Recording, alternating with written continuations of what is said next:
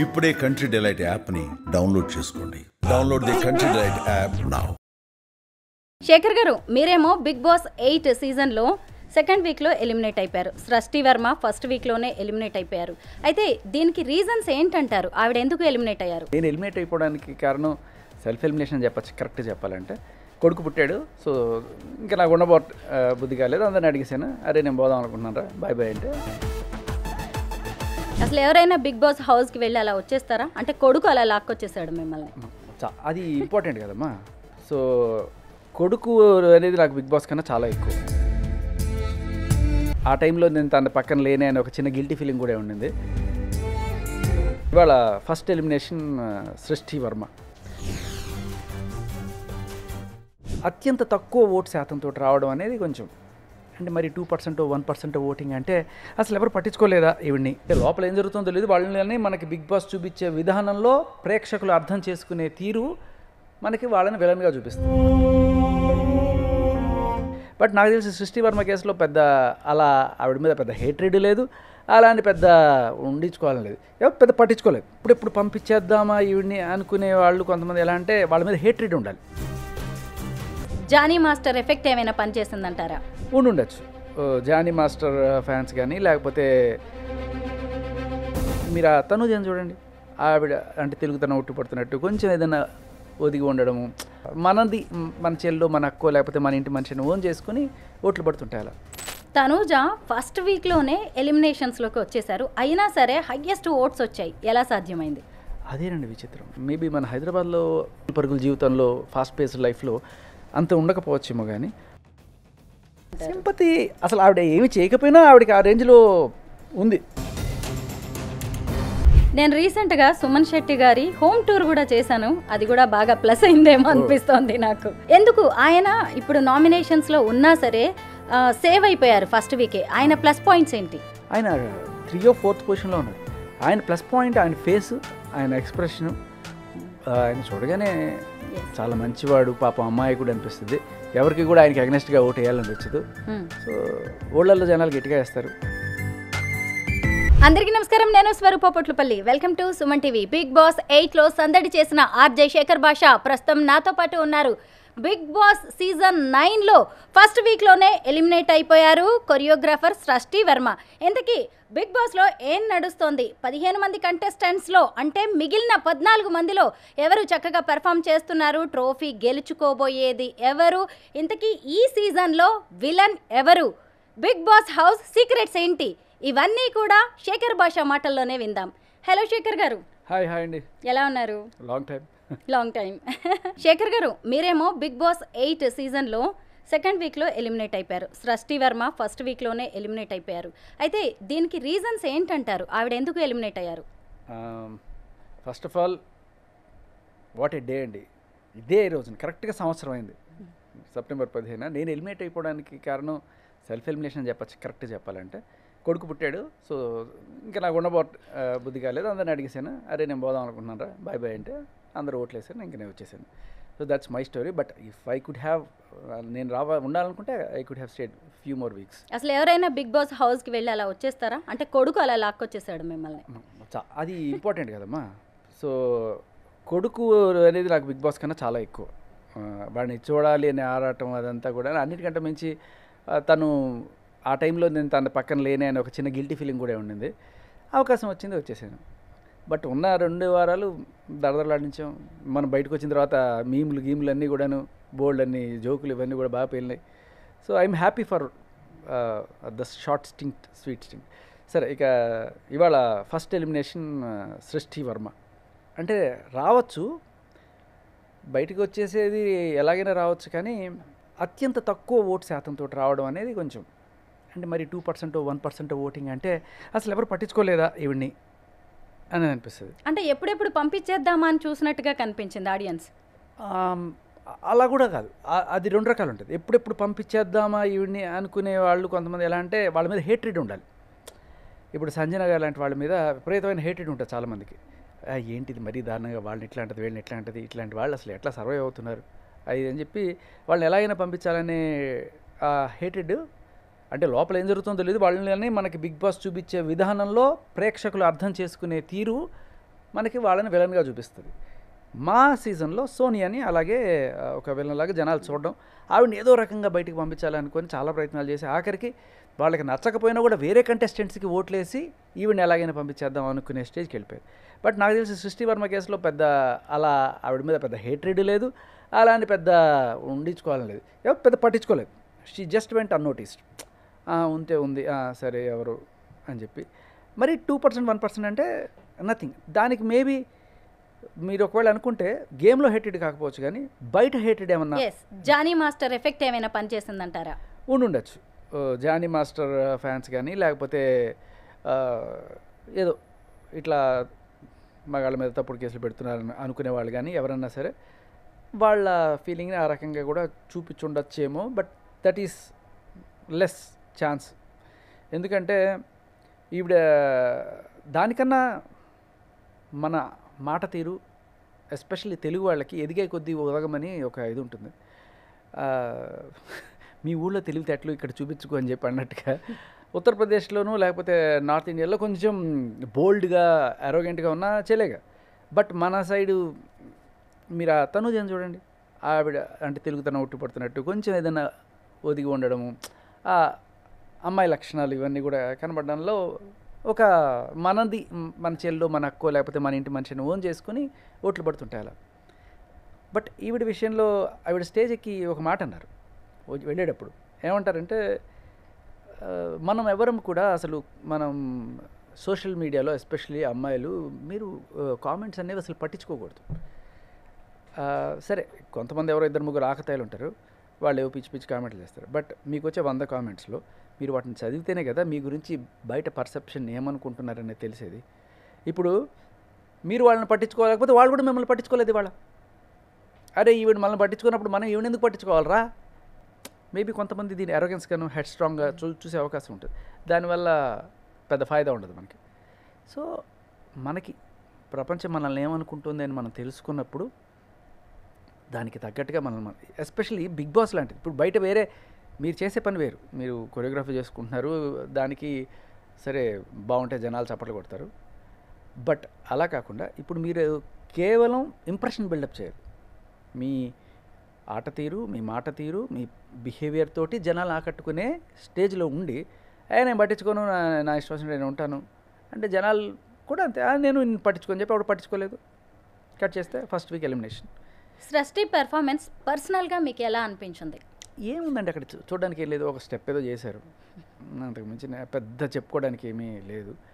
అలాగని నెగిటివ్గా కూడా పెద్ద నాకేమీ ఆవిడ అనిపించలేదు, నెగిటివ్గా అనిపించలేదు. అలాగే పెద్ద గొప్పగా పాజిటివ్గా పెర్ఫార్మెన్స్ కూడా నాకు ఏం అనిపించలేదు. Just she was there like any normal, అంతే. తిట్టడానికి ఏం లేదు, అలా అని పొగడడానికి కూడా పెద్ద ఏం లేదు.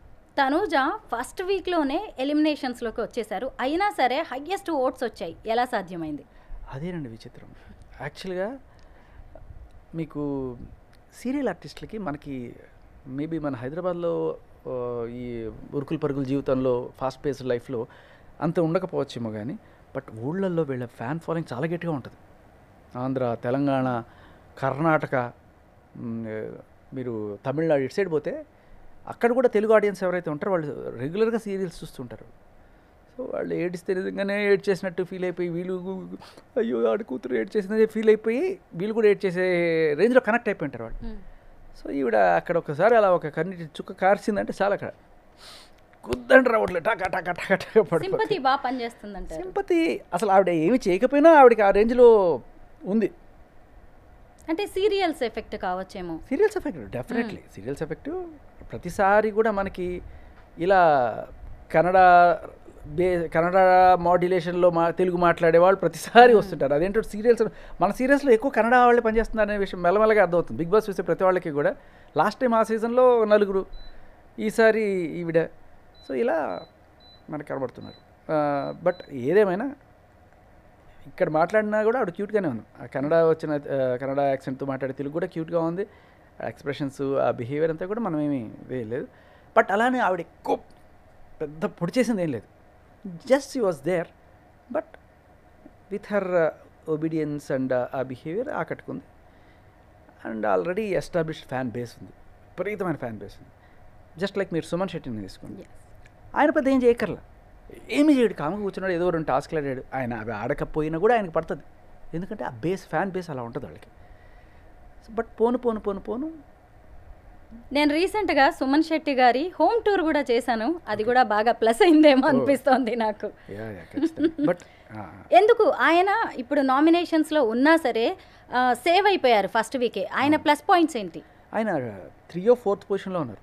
ఆయన ప్లస్ పాయింట్ ఆయన ఫేస్, ఆయన ఎక్స్ప్రెషను, ఆయన చూడగానే చాలా మంచివాడు, పాపం అమ్మాయికుడు అనిపిస్తుంది. ఎవరికి కూడా ఆయనకి అగ్నెస్ట్గా ఓటు వేయాలనిపించదు. సో ఊళ్ళల్లో జనాలు గట్టిగా వేస్తారు. అండ్ ఆయనకి నాట్ జస్ట్ ఆంధ్ర, తెలంగాణ, కర్ణాటక, భోజ్పూరిలో కూడా ఫ్యాన్స్ ఉన్నారు ఆయనకి. ఈ మధ్య మనకు కొంచెం తక్కువ అయ్యారు కానీ బట్ అన్ని చోట్ల చేస్తూనే ఉన్నారు. బట్ ఆయన ఇంపాక్ట్ గట్టిగా క్రియేట్ చేశారు. చాలా అమాయకుడు అనే ఒక ఫీలింగ్ నిజంగా కూడా అమాయకుడు అని అనిపిస్తుంది చూస్తే. మనం ఎంత తెలివిగా, ఎంత రంగరించి, ఎంత ఇచ్చేసాం అనేది పెద్ద అది బిగ్ బాస్ ఆటలో కనిపిస్తుందేమో, కానీ అది బిగ్ బాస్ నువ్వు ఇంప్రెస్ చేయొచ్చేమో, కానీ జనాల్ని నువ్వు ఎంత మంచివాడు అంటేనే వాళ్ళు నిన్ను ఉంచుతారు. ఇప్పుడున్న 14 కంటెస్టెంట్స్లో ఎవరు స్ట్రాంగ్ అనిపిస్తోంది మీకు? స్ట్రాంగ్ అంటే నాకు సుమన్ శెట్టి మీరు అనుకుంటున్నారు, కానీ జనాల్లో ఆయనకున్న ఆదరణ ఆయన ఖచ్చితంగా నిలబడుతుంది. ఆ రకంగా ఆయన స్ట్రాంగ్. బట్ ఈ గేమ్లు, స్ట్రాటజీలు ఇవన్నీ ఆడుకునే వాటిలో అయితే ఇంకా బిగ్ బాస్ కొంతమందిని దత్తపుత్రికల్లాగా, ఒక దత్తపుత్రులాగా ఆయన సాకుతాడు. ఎలా అంటే ఒక సినిమాకి మీకు ఒకటి చెప్తా, ఒక స్టోరీ.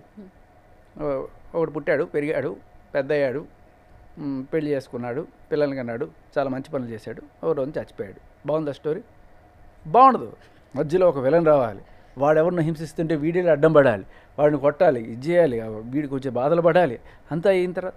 సో బేసికల్లీ ఏంటంటే అందరూ మంచి వాళ్ళన్నా సరిపోదు, మనకు కొంతమంది విలన్లు కావాలి.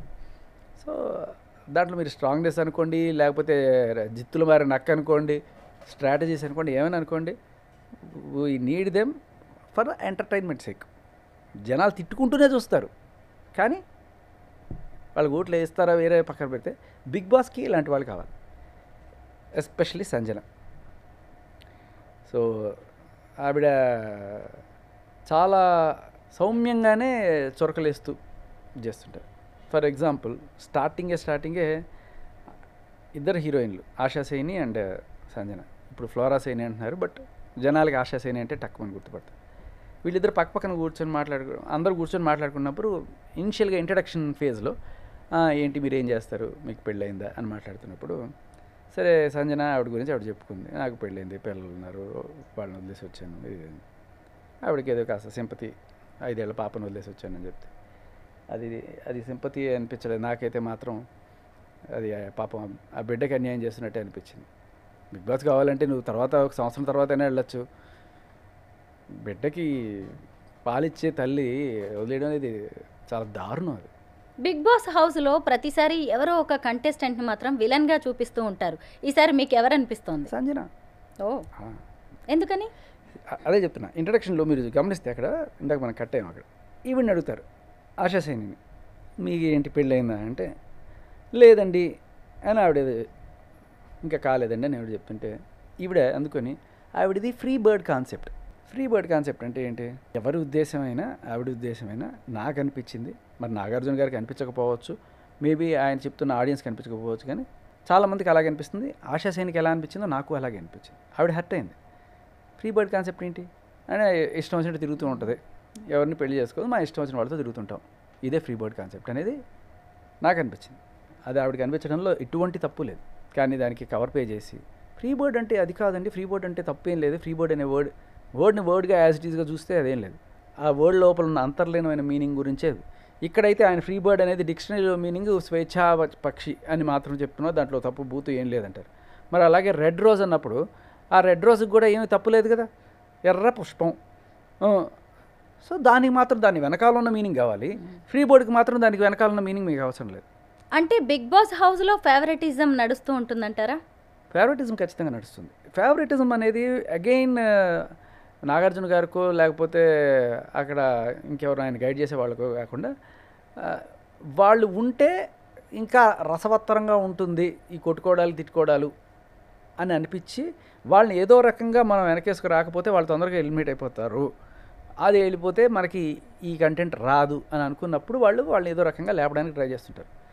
జనాలందరూ వాళ్ళని తిడుతున్నా ఏది చేసినా కూడా వాళ్ళని ఏదో రకంగా నేను సపోర్ట్ చేసి, ఇప్పుడు నాగార్జున గారు లాంటి వ్యక్తి ఫ్రీ బర్డ్ అనే దానికి డిక్షనరీలో అలాంటి తప్పేం లేదమ్మా అని చెప్పేస్తే సగానికి సగం మంది అవును కదా ఆయన చెప్పారంటే కరెక్టే కదా అనే దీంట్లోకి వెళ్ళిపోతారు.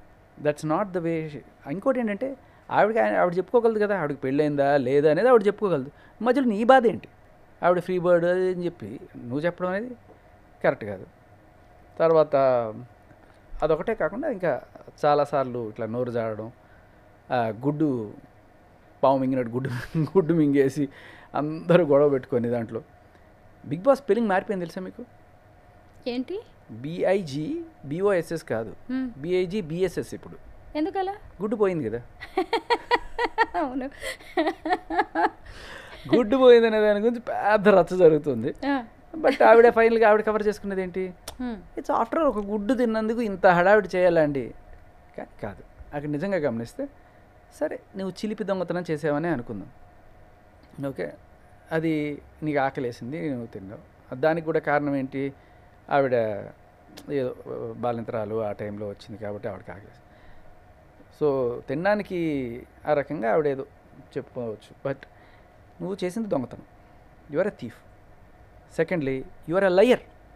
తిన్నావు, తర్వాత సర్లే నేను తీసుకొని తినేసానని చెప్పచ్చు. అందరూ దాని గురించి పొట్లాడుకుంటుంటే ఒకళ్ళు కొట్టుకునే స్టేజ్కి వెళ్ళిపోయినా కూడా చిన్మయ చిద్విలాస చిదానంద బృందావనలాగా అలా నవ్వుతూ కూర్చొని చూస్తూ ఉంటే అది ఒక సాటిస్టిక్ సైకోయిజం అనిపించింది చాలామందికి. కానీ బిగ్ బాస్కి కావాల్సింది అదే. నాకు ఇదే కావాలి, కొట్టుకోవాలి. రెండో రోజు నుంచి ఇంత గొడవలకు కారణం ఏంటంటే ఈ ఫైర్ కావాలి నాకు అని బిగ్ బాస్ ఫిక్స్ అయిపోతాడు, డౌటే లేదు దాంట్లో. సో ఖచ్చితంగా ఆవిడని జనాలు ఎలిమినేట్ చేద్దాం అనుకున్నా కూడా బిగ్ బాస్ ఏదో రకంగా వెనకాల అండదండలు ఉంటాయి. అందుకే ఆ ఫ్రీ బర్డ్కి కూడా ఇలాంటి డిక్షనరీలో ఉన్న మీనింగ్ అని చెప్పి డిక్షనరీ మీనింగ్ చెప్తారు తప్ప దాని వెనకాల ఉన్న మీనింగ్ చెప్పారు. రెడ్ రోజుకి మాత్రం దాని వెనకాల ఉన్న మీనింగ్ చెప్తారు. ఇది పార్షియాలిటీ. సో ఇక్కడ ఆవిడ she's a thief, 2 she's a liar, 3 she's a cheater. Sanjana is 3. ఎందుకంటే గుడ్డు దొంగతనం చేసిన థీఫ్, అలాగే దొంగతనం చేసావా నువ్వు అంటే నో నేను చేయలేదు, శుభ్రంగా తినేసి ఎంతమంది వచ్చి అడిగినా కూడా చేయదు. అండ్ మిగతా వాళ్ళు ఎవరో అంటే ఓనర్స్ వచ్చి అడిగినప్పుడు చెప్పడం వేరు.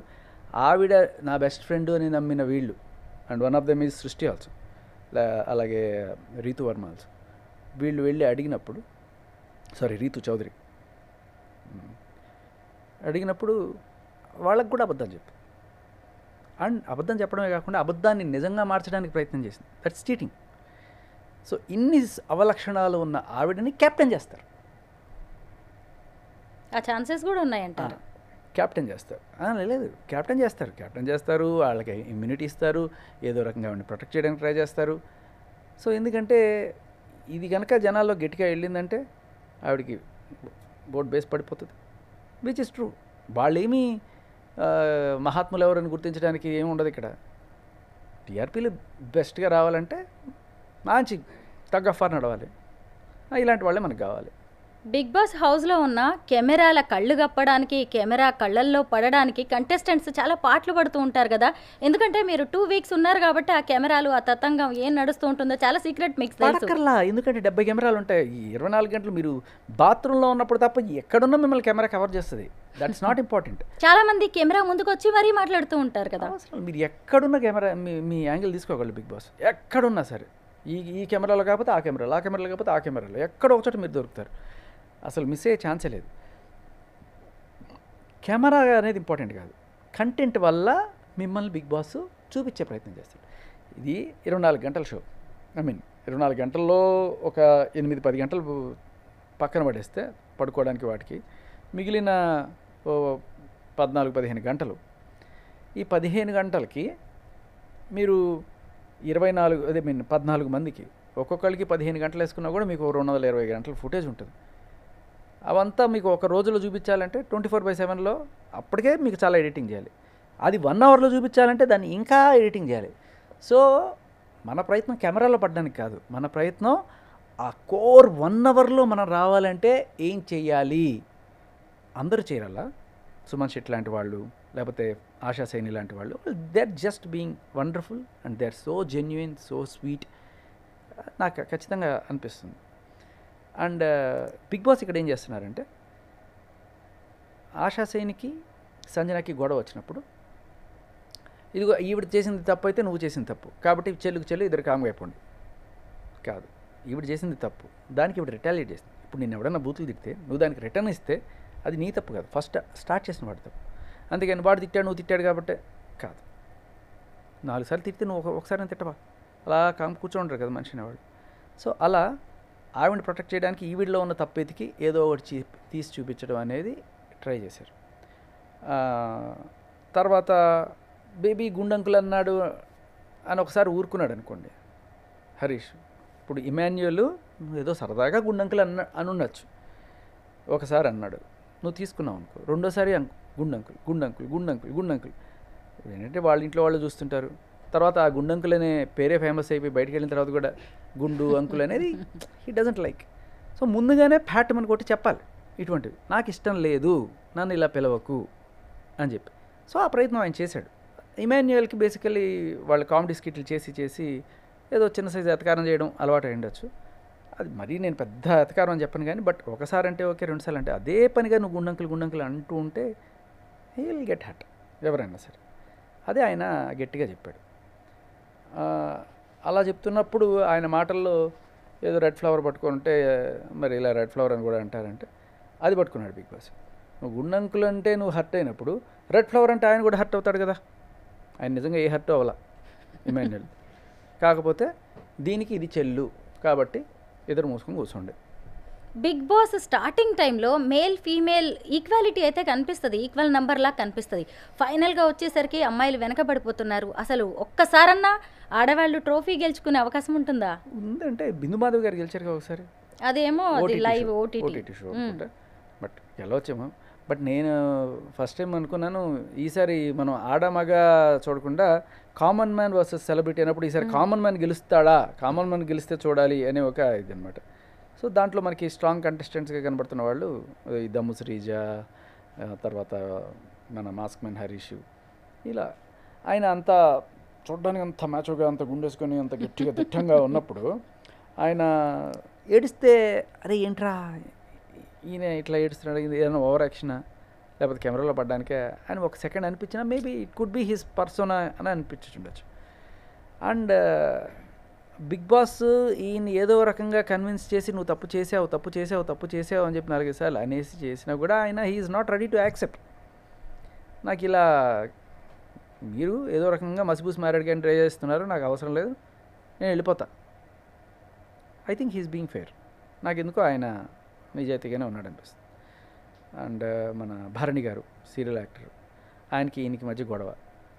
సో భరణి గారిది కూడా తప్పు లేదు, ఆయన ఒక చిన్న మిస్అండర్స్టాండ్ చేసుకొని ఈయన మీదకి వెళ్ళాడు. బట్ తర్వాత వాళ్ళు తప్పు తెలుసుకున్నారు, సర్దుకున్నారు. సో ఇట్లాంటి వాటిలో ఏంటంటే ఎవరిని మనం నెగిటివ్గా చూడలేదు, బట్ కావాలని చేస్తారు చూసారు, జస్ట్ లైక్ సని. అండ్ అలాగే Rithu Chowdary, she's also being wonderful. చాలా లైవ్లీగా ఉంది, న్యాచురల్గా ఉంది, ఎక్కడ కూడా ఆర్టిఫిషియల్గా ఏదో ఒకటి చెయ్యాలి తెచ్చిపెట్టుకోవాలనే ఇది కనిపించట్లేదు. సో నాకు మీరు అడిగిన వాటికి సమాధానం ఏంటంటే ఆశా సైని, సుమన్ శెట్టి, రీతు చౌదరి, ముగ్గురు కూడా దే ఆర్ వెరీ న్యాచురల్. ఫైనల్గా ఎవరికి ట్రోఫీ రావచ్చు ముగ్గురులో? నాకైతే రీతు చౌదరి వీళ్ళ ఇద్దరికన్నా she more energetic, very lively అని అనిపిస్తుంది. ఫైనల్గా ఒక్క క్వశ్చన్, బిగ్ బాస్కి వెళ్ళడానికి చాలామంది ఎంతో ఎదురు చూస్తూ ఉంటారు, మొత్తానికి వెళ్తారు వస్తారు. అసలు బిగ్ బాస్కి ఎంట్రీ అనేది ఏమైనా ప్లస్ అవుతుందా మన కెరీర్కి? అంటే మీరు కూడా చెప్పచ్చు, కొంతమందికి ఏమైనా అవకాశం ఉందా? ఖచ్చితంగా అవుతుంది, దాంట్లో ఏమీ ఇది లేదు. బట్ వెళ్ళి ఇలా మరి కక్కుర్తిగా లేక్గా ఆడకుండా జెన్యున్గా హంబుల్గా స్వీట్గా ఉంటే మీరు బయటకు వచ్చిన తర్వాత కూడా ట్రోఫీ వచ్చిందా లేదా అనేది పక్కన పెడితే, ట్రోఫీ వచ్చిన వాళ్ళకన్నా ట్రోఫీ రాని వాళ్ళు కూడా బ్రహ్మాండంగా షైన్ అవుతున్న వాళ్ళు ఉన్నారు. మీరు జెన్యున్గా న్యాచురల్గా జనాలను మెప్పించడం కోసం ఆడిన తప్ప అవతల వాళ్ళని చేయడం కోసం, కించపరచడం కోసం, ఏదో రకంగా ఫుటేజ్ కోసం, బిగ్ బాస్తో శభాష్ అనిపించుకోవడం కోసం అనేది జనాలు మెచ్చరు. బిగ్ బాస్ సీజన్ 9 గురించి సూపర్ అనాలిసిస్ ఇచ్చారు. మీ అనాలిసిస్ అనేది కంటెస్టెంట్స్కి, మాకు, ఆడియన్స్కి అందరికీ బాగా యూజ్ అవ్వచ్చు. Thank you so much Shekhar గారు.